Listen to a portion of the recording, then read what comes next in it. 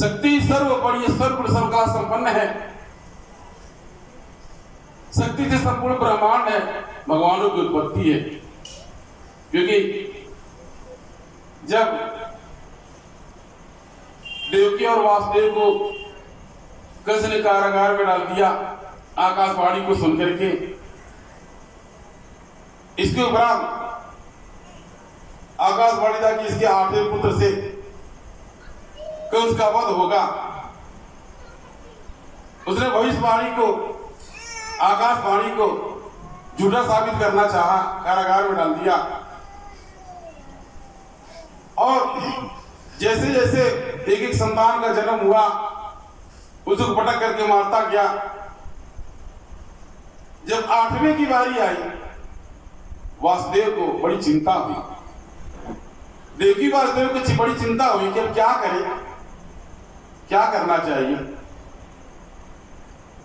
अगर कंस के द्वारा 8वें पुत्र का वध कर दिया जाएगा, मार दिया जाएगा, तो कंस का वध कौन करेगा, धर्म की रक्षा कौन करेगा। इसी चिंतन में डूबे रहे। इस बीच कंस को खबर मिल चुका था कि 8वां पुत्र, 8वां संतान आने वाला है। इसके बाद कारागार में ही वासुदेव जी ने गर्ग मुनि को याद किया, स्मरण किया, गर्ग मुनि को स्मरण किया और इसका उपाय जानने का प्रयत्न किया। गर्ग मुनि ध्यान में उपस्थित हुए, प्रकट हुए। इसके उपरांत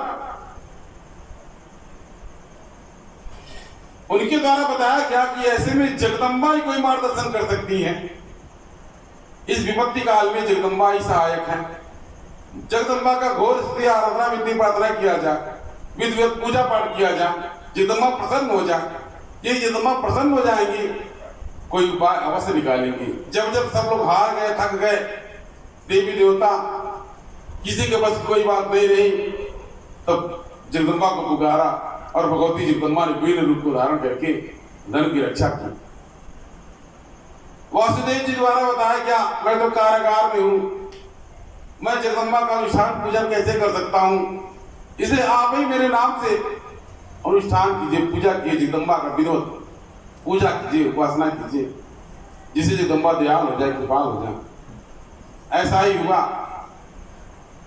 गर्ग मुनि के द्वारा विधि विधान पूर्वक जगदम्बा का सोने चांदी का आसन लगाकर, विग्रह सजा करके गौर आराधना, विनती प्रार्थना किया। आराधना, विनती प्रार्थना करने के तत्पश्चात जगदम्बा प्रसन्न हो गई, दक्ष हो गई और अवतरित होकर के प्रकट हो गई। तथास्तु कहा, मैं तेरे भक्ति से प्रसन्न हूं, मुझे किस लिए स्मरण किया गया। तब जाकर के जगदम्बा ने कारागार में प्रकट होकर के वासुदेव से आदेश दिया, किसी दिन कृष्ण का जन्म होगा, उसी दिन मैं नंदघर में जन्म लूंगी, मेरा जन्म नंदघर में होगा, मैं कन्या रूप में रहूंगी और उस बालक को ले जाकर के नंदघर में रख लेना और मुझको वहां से ले आना और बाकी शेष कार्य मैं स्वयं करूंगी। ये जगदम्बा का ही वचन था। जगदम्बा का वचन था कि मैं कन्या रूप में जन्म लूंगी, कृष्ण के पूर्व में कन्या रूप में जन्म लूंगी और मैं नंदघर में जन्मूंगी। ऐसा ही हुआ। जगदम्बा ने कहा था, वचन दे रखा था, सैनिक सिपाही द्वारपाल सब सो जाएंगे, हथकड़ियां खुल जाएंगी, बेड़ियां खुल जाएंगी, द्वार बन जाएगा, तमाम विपत्ति आपत्ति टल जाएगा। ऐसा ही हुआ। कृष्ण जन्म जो हुआ, हथकड़ियां खुल गई, बेड़ियां खुल गई, द्वारपाल सो गए, कारागार अपने आप खुल गया। सूप में रख करके भगवान कृष्ण को बचते बचाते, यानी सरयू पार ले जाकर के नंदघर में ले जाकर के रखा है और वहां से कन्या को ले आए। कन्या कारागार में आ गई। इसके ऊपर पूरे सैनिक सिपाही जाग गए, बच्चे की रोने की आवाज सुनाई दी, सब जग गए, हथकड़ी लग गए, बेड़ी लग गए, सैनिक सिपाही को पहरा लग गया। बच्चे की आवाज को सुन करके कंस के पास खबर गया कि बच्चे ने जन्म लिया, किंतु बालक की जगह पर कन्या ने जन्म लिया। ये या योग माया, ये महामाया की योग माया की माया थी। तो फिर कंस को खिलाया कि भविष्यवाणी यानी आकाशवाणी तो बालक की थी, आठवें बालक से मेरा वध होगा, वो कन्या क्या मारेगी। कहा जाता है समय बलवान होता है। जब कंस ने उस कन्या को पड़कना चाहा, आकाशवाणी करते हुए, अट्टहास करते हुए अंतर ध्यान हो गई, तुझे मैं मारना चाहता है, मारने वाले ने जन्म ले लिया है, तू मुझे क्या मारेगा।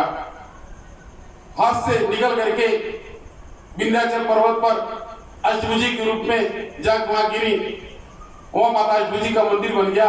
आज भी लोग दर्शन जाते हैं, सस्ते लोग दर्शन करते हैं। यानी जगदम्बा महामाया ने कृष्ण के पहले जन्म लिया, इसलिए कृष्ण के बहन के रूप से भी उनको जाना जाता है। अगर माता जी का अवतरण न हुआ था तो किसको कंस द्वारा मार दिया जाता। इसलिए जगदम्बा की कृपा से कृष्ण का जन्म हुआ। जगदम्बा की कृपा से स्वयं श्री कृष्ण के प्राण बचे, ऐसा श्रीमद् देवी भागवत कथा में वर्णित है। इसके उपरांत आप जानते हैं किस प्रकार से कृष्ण के द्वारा उसका वध किया गया। यह महामाया की माया थी। यही नहीं, जब कौरव पांडव में युद्ध हुआ, श्री कृष्ण को पता था कि बिना जगदम्बा के आशीर्वाद के पांडवों को यानी कौरव पर विजय प्राप्त करना बड़ा दुर्लभ है, बड़ा कठिन है। सब कुछ युद्ध निश्चित हो गया, युद्ध होगा, समय निर्धारित हो गया, नियम बन गया।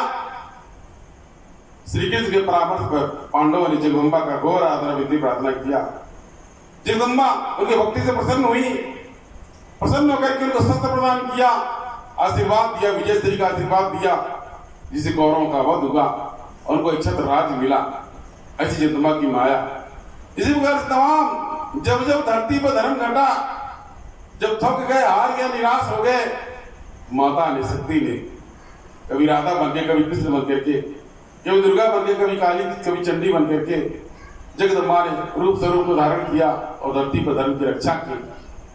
योग माया, ये महामाया की माया है, इससे कोई बच नहीं सकता। तमाम साधु संत महात्मा कहते हैं माया से परे हो जाइए। क्या है संभव, कोई माया से परे हो सकता है? कोई गारंटर, कोई गारंटी ले सकता है कि माया से परे हो जाए? इस शरीर ये जो माया है, तो आग धूपे से क्यों बचाता है? आग क्यों बचाता है? ठंडक से बचने क्यों साल कमल उड़ता रह जाएगा तक क्यों उड़ता है? वो माया, उससे काम कोई परस्पर हो सकता, कोई पर नहीं। माया में, या महामाया की माया में संपूर्ण संसार है, व्यर्थ है, मिथ्या, ये सब ही मिथ्या है। ये माया से कोई पर नहीं रह सकता, कोई माया से पर नहीं रह सकता। माया में पूरा संसार विलीन है, उसी महामाया की माया में, उसी जगदम्बा की माया में संपूर्ण संसार विराजमान है। जिस तरह से दोपहर में कथा सुनाया गया राजा परीक्षित का, जिस श्रीमद् देवी भागवत कथा में वर्णित है, राजा परीक्षित को तक्षक नाग ने डस लिया, अकाल मृत्यु हो गई।